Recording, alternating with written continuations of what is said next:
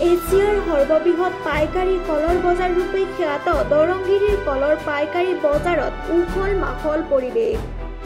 শ্যামা কালী পূজা, দীপাৱলী আৰু সমাগত ছট পূজা উপলক্ষে কলেৰে ভৰি পৰিছে এছিয়াৰ বিখ্যাত দৰংগিৰিৰ কলৰ বজাৰ।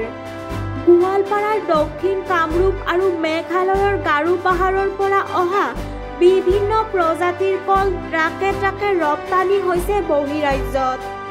সমাগম ঘটিছে বেপাৰীৰ। দিনে নিশাই চলিছে বজাৰ।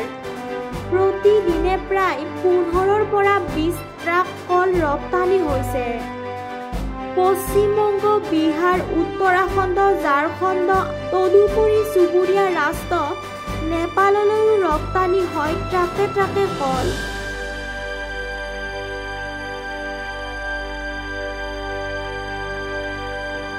News desk report, Ramjyotishpur news live.